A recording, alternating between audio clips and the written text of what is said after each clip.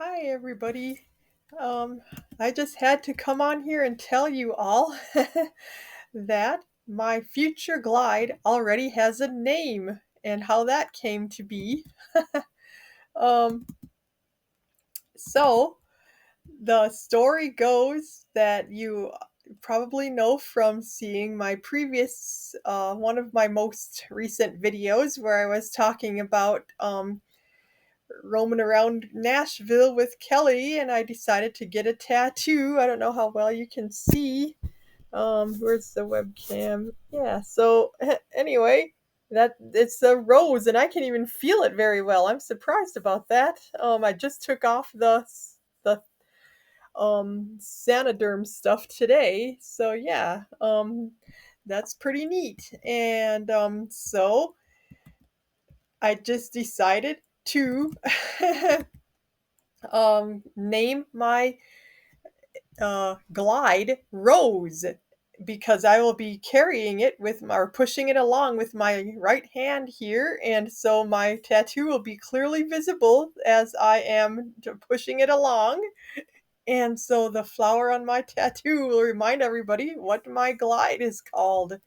Um, it was kind of funny because when I did my interview with Yvonne after my glide demo, she asked me if I would be naming my glide, which you can hear on the video about the glide demo on my channel.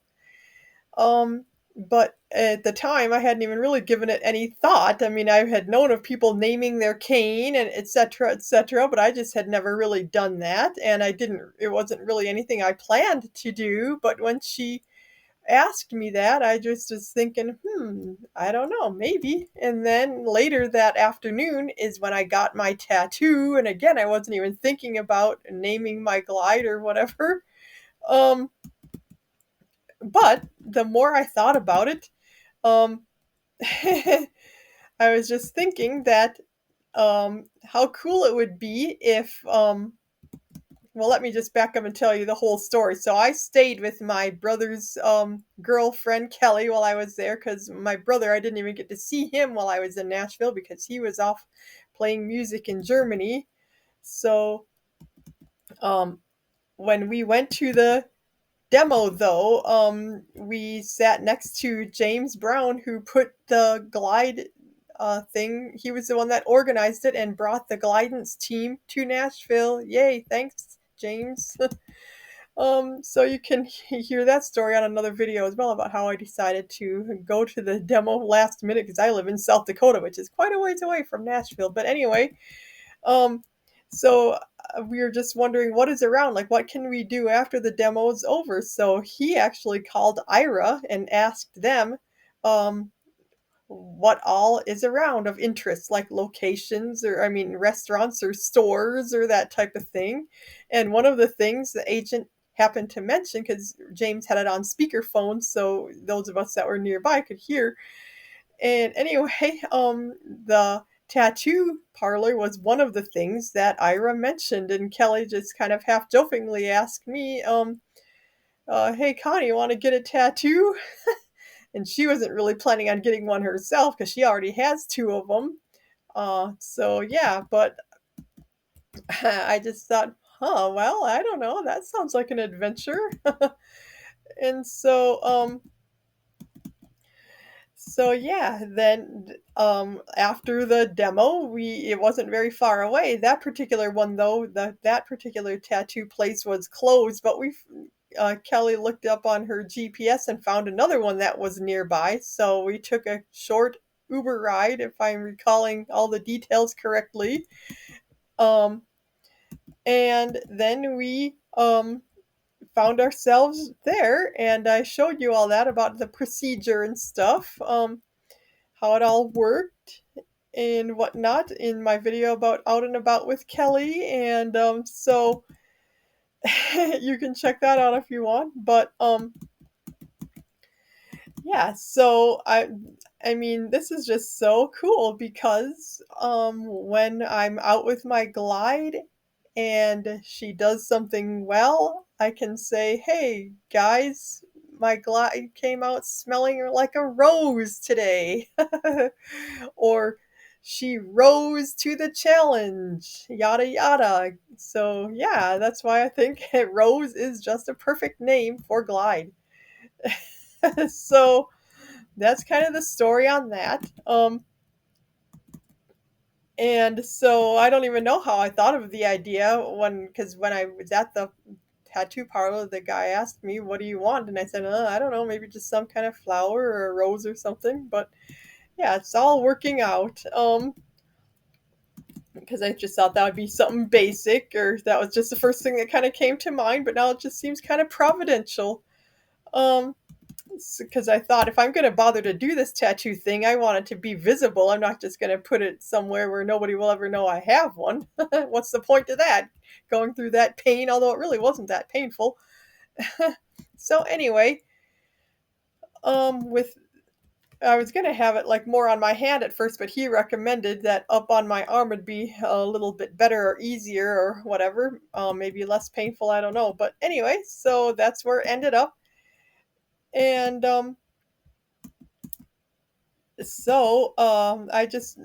going to switch gears a little bit for the rest of this video, and I'm going to merge it with a video of me on the airplane going back home, and I just tell you a couple stories about how I advocated for myself at the airport when things didn't go just perfectly. But all in all, I'm very happy, and I mean, I just feel very confident now in an airport. I could fly again next week if I wanted to, if I was able or whatever, if something came up and I had opportunity. But yeah, because it's just not really a big deal anymore for me, which is kind of cool. I've just gained a lot of confidence here in the last month or so, and it would be much better once I have my Glide to use in the airport. Can't wait for that. But in the meantime, it can be done even without, with just me and my white cane. So I'll be uploading a video next time of me actually navigating in the airport. So be watching for that. And anyway, according to Be My AI, you can't see me very well in the recording of me on the plane, and I'm not sure why that is. Because later on that day I took another video on that same device and it went fine. So anyway, maybe once I upload it to YouTube, you'll be able to see it better. But anyway, without further ado, let me just go through my notes here and make sure I didn't forget anything that I wanted to tell you. But no, I think that pretty much has it covered. Be sure to like and subscribe and comment, because all that really helps more people to watch. And I have a lot of cool things upcoming that I want to be sure to tell you. But yeah, so for this next part, if you just want to listen in case the video isn't that great, just listen to the story that I'm going to tell you and don't really worry that much about the visual aspects, because I'm basically just sitting there with the camera in front of me, so it wasn't all that exciting visually anyway. But hopefully some of these ideas will give you guys confidence for your next flight, especially if you're blind, or even if not. I mean, I know a lot of sighted people that are nervous flying and nervous in airports and how they're going to find things too, so it can be done. And so here is that video to finish out this little recording here. Let me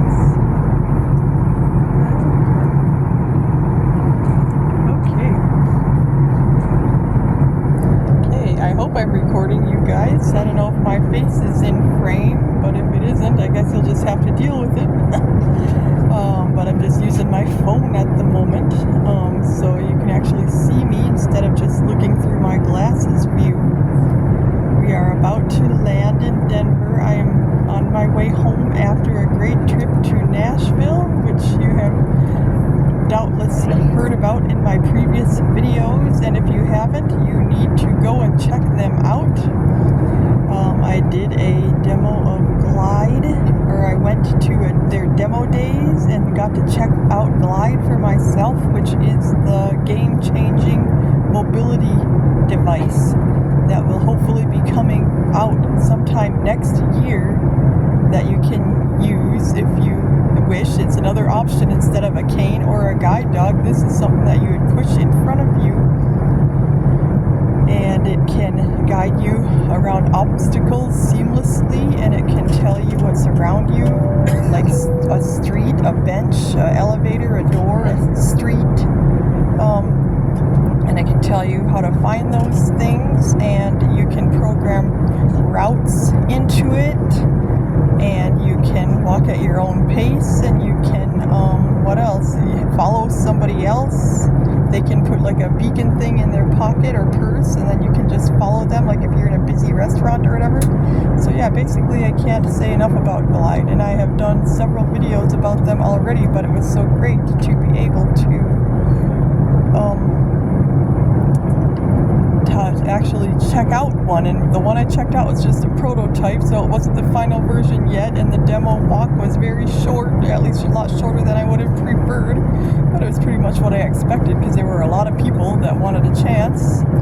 And so yeah, I didn't get to try out all the things, and some of the things that they envision aren't even a reality yet. They're just still in the process. It's a work in progress, but anyway.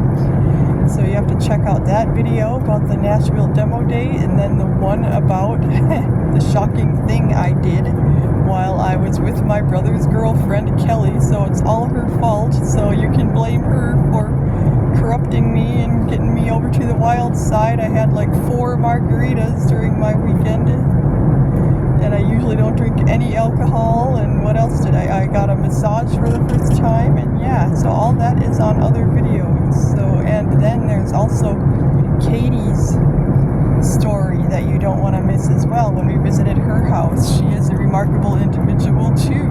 And so yeah, but anyway, the purpose of this particular video is to just talk a little bit about advocating for yourself, like on the airplane, and because some things happened to me that I thought might be useful for you to know how I dealt with them, and it might be an option for you guys in future.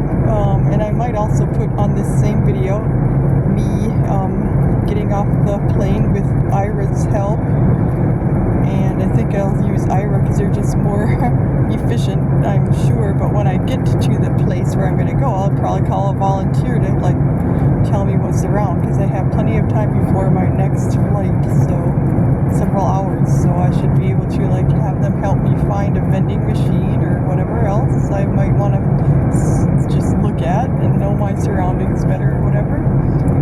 So I don't know if those will be separate videos or if they will be connected to this one. I will have to see how long this gets, but anyway, yeah, I'm not a big fan of a wheelchair normally because I'm perfectly capable of walking, and now that I have all this tech to help me out, but in this particular case today, I decided to go ahead and take one because going through security especially, I mean, I would have just taken an assist if that is what they would have provided, but the guy had a wheelchair, so I thought, okay, whatever, I'll just get in the wheelchair to go through security. So we did that, and then my plan was to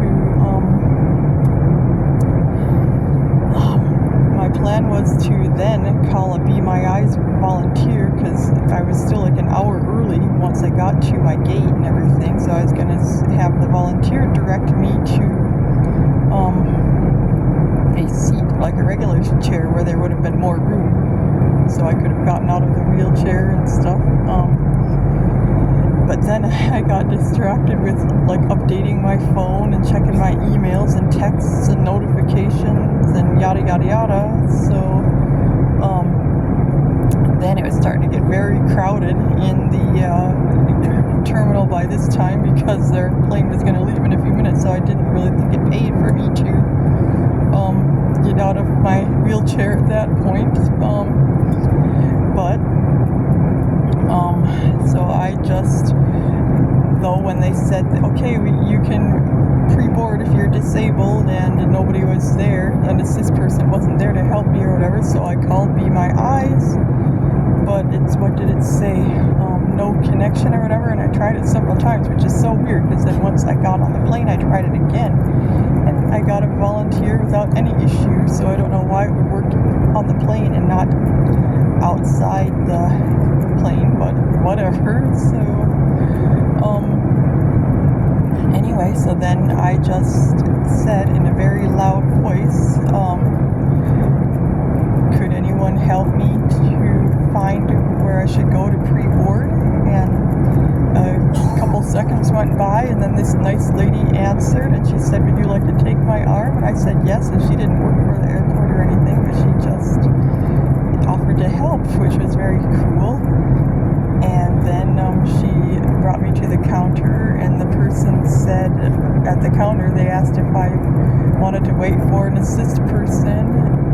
And no, I don't really trust at this point. I don't really trust the assist to arrive on time when it's a short time like that. And I was gonna just call Be My Eyes or Ira, but then the lady I was with said she would walk onto the plane with me, so she did that. And then I got a seat that didn't have a thing where I could stow my backpack underneath, and I did not want to put my duffel bag up on top because I wanted it with me so I could get out my computer and my chargers and my phones and my glasses and my braille display to read my book if I had time or whatever. And so I just asked if they could find me a better seat, because this had also happened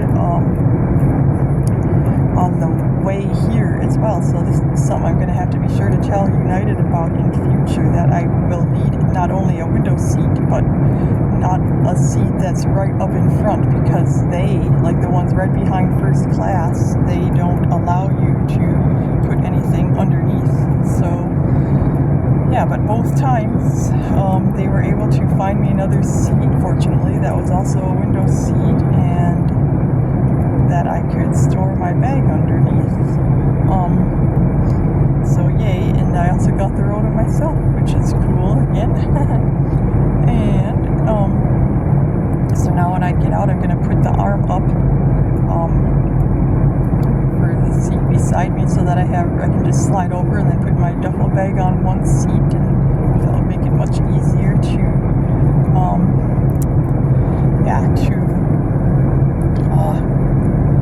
get everything on correctly and everything, and because you just don't want to get frustrated or stressed, because then that just makes things all the worse. So you just really have to be slow, calm, and think through what do I have to do next, and am I forgetting anything, and all that. And Kelly gave me a laptop bag before I left that fits my laptop perfectly. Yay!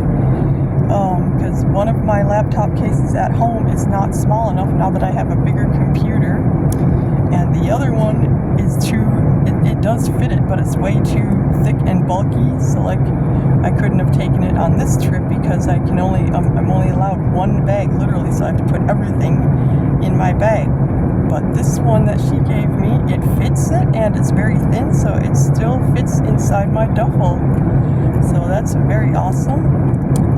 And what was the other thing? Oh yeah, so when they were passing around snacks and whatnot, they didn't notify me. Like, I knew they were coming my way, but I didn't know exactly when they were at my row or whatever. And I don't know if they just thought I was busy and didn't want anything since I was on my laptop or whatever. But in a case like that, I thought I'd make a fuss, even though I didn't really have to. But I just decided, because it will not only benefit me in future, but it will benefit people that come after me that are blind. And so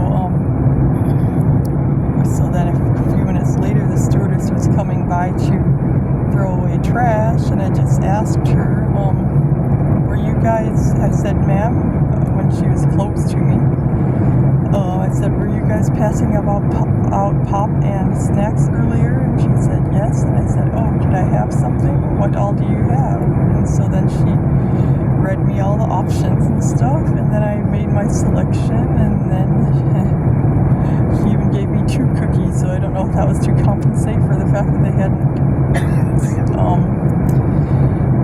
really told me earlier when it was my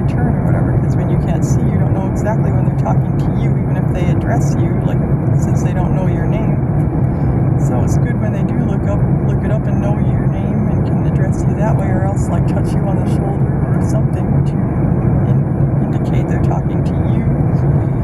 But then she went by a few minutes later. It might have been somebody else, but they were throwing away trash and they still didn't stop again. So whatever, I didn't have that much. I just put what I had in my pocket and I will dispense with it when we get out.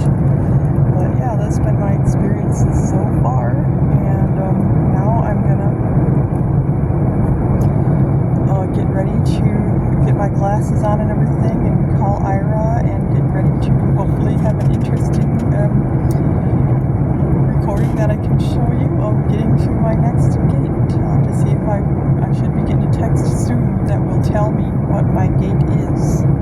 So I'll have to be looking for that on my other phone, my main phone.